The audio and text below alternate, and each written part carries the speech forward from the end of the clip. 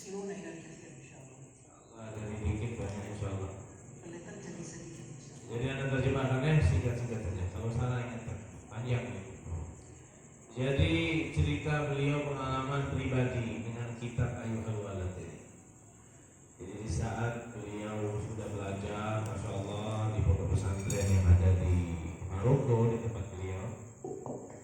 Kemudian beliau ketemulah kitab ini Ayyuhal Walad. Pertama kali beliau baca kitab ini yang terjadi apa? Nangis sejadi-jadinya. Baru baca di awal mukadimah beliau sudah nangis. Memang beliau ini termasuk orang yang hatinya lembut. Tadi di bandara sama saya ketemu sama salah seorang qori yang pernah datang ke sini. Kita bacakan Quran, langsung nangis di bandara, sudah ada karu-karuan. Nangis sejadi-jadinya. Ahli Quran sudah hatinya lembut luar biasa. Ini tak kalah baca ini dulu, ini di zaman beliau masih mondok dulu. Nangis.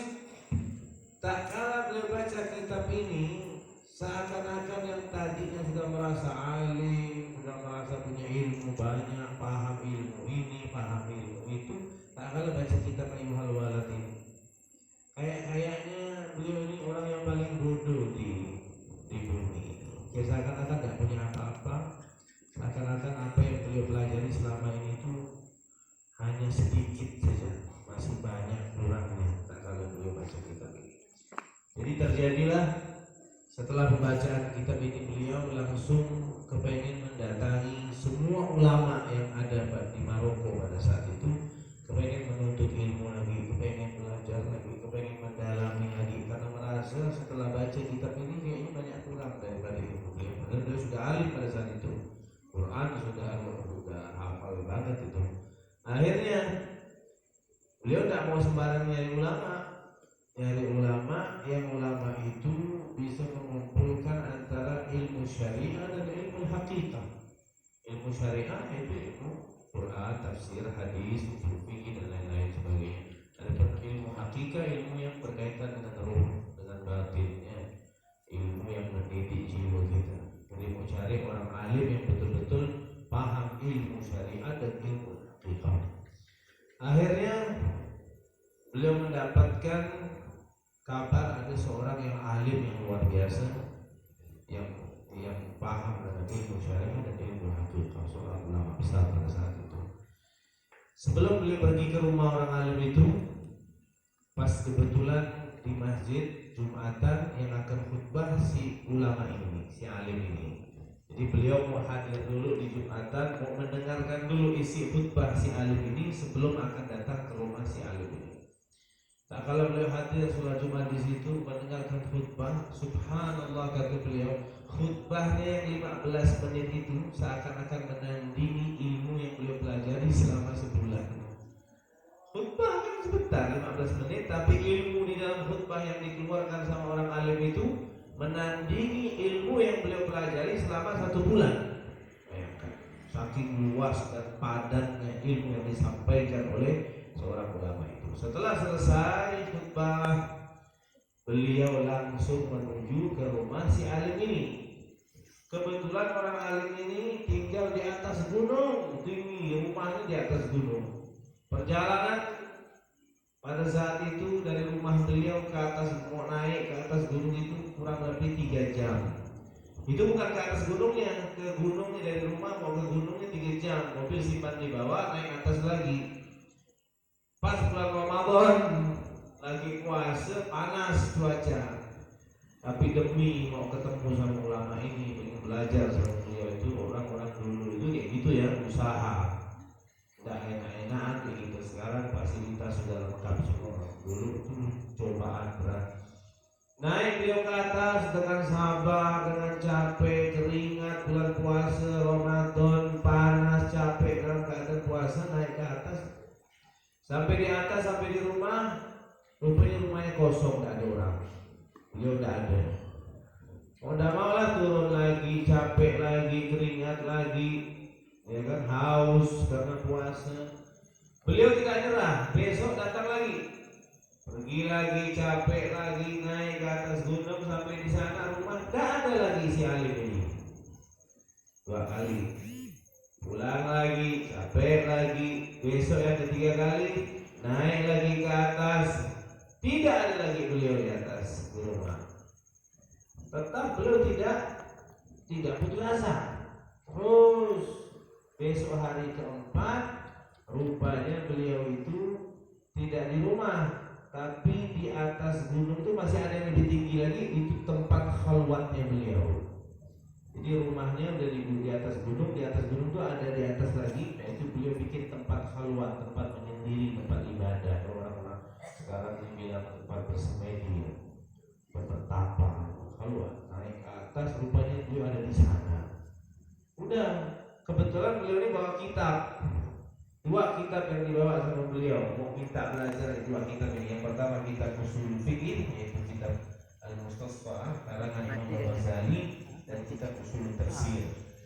Dua kitab ini yang akan beliau minta ajarkan sama si alim ini. Tapi ternyata tidak sesuai dengan apa yang dibayangkan beliau.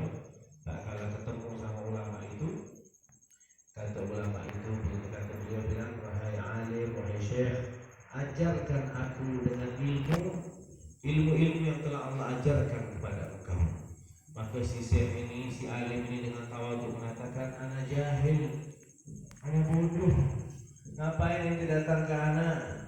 Ente lebih afdal, ente lebih alim. Kalau mau cari ilmu ke ulama-ulama yang lain yang lebih afdal daripada saya. Pikir beliau ya, udah jauh-jauh, capek 4 kali loh. 3 jam kali 4 tuh pulang balik berapa PP itu?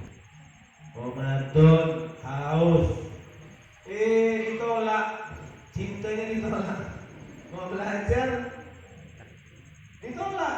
Udah ente balik, ila baitik, balik ente ke rumah. Ngapain ente di sini? Cari ulama yang lain. Awal luar biasa. Akhirnya kata beliau, ya Syekh, masalah antum jahil. Tadi saja saya hadir khutbah, ceramahnya antum yang 15 menit saja menandingi ilmu yang saya pelajari di pondok sebulan. Bayangkan perbandingan yang sangat jauh sekali. Tak mungkin antum jahil ya Syekh. Ajarkan anak ilmu yang Allah ajarkan kepada kau. Enggak, pokoknya dia harus balik. Jangan belajar sama saya. Pulang beliau dengan kecewa sambil mengasihani dirinya sendiri. Saya mengatakan, ya Muhammad Yasin, ngomong sendiri, ente udah capek-capek, tapi cinta ente ditolak, ente tidak diterima. Balik lo nangis, bukan main-main, nangis. Kita tidak pernah nangis dalam masalah ini.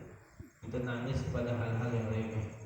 Nangis beliau balik ke rumah, abahnya lihat, hampir nangis, ya kan? Air matanya masih ada bekas di pipi. Kata dia bilang, anak udah 4 kali bah ketemu sama Syekh Alim. Dia bilang dia bodoh, disuruh balik, jangan belajar. Kata abahnya, kalau kau mau belajar, tak usah tuduh poin langsung, kita ajarkan.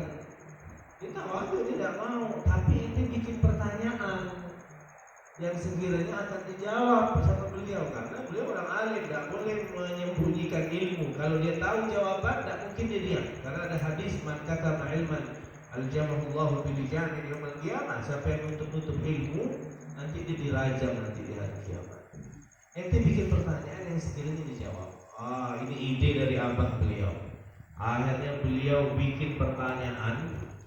Beliau cari kitab, yang kitab itu diringkas sama beliau, dijadikan satu pertanyaan yang sekiranya kalau si alim dijawab, syarah itu satu kitab itu. Jadi dia olah bikin gimana pertanyaan yang sekiranya kalau Syekh dijawab seakan-akan menjelaskan isi satu kitab ini. Bikin sama beliau, semangat ini ya, terangkan sampai ke sana. Syekh, kok datang lagi ini katanya? Iya sih, anak mau nanya sama antum ada pertanyaan. Apa pertanyaan? Kasih pertanyaannya. Itu baru dijawab sama Syekh itu. Jadi harus pandai-pandai ya cari cara itu kan. Akhirnya dijawab sama si alim itu, sama si Syekh itu dengan jawaban yang luar biasa, yang seakan-akan mensyarahkan satu kitab yang ingin dipelajari sama beliau. Dan subhanallah, jawaban Syekh itu akhirnya menjadi apa sih orang kuliah itu? skripsi beliau S1 beliau di Maroko. Begitulah ceritanya. Mohon maaf. Nah betul ya Pak ya Pak.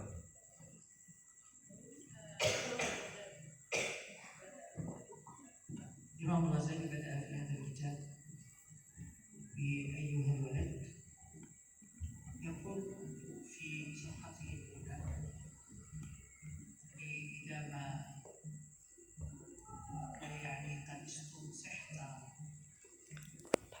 القرآن ومن السنة كذلك درست Gitu. Jadi يقول له فلماذا yang bilang biasa di sana.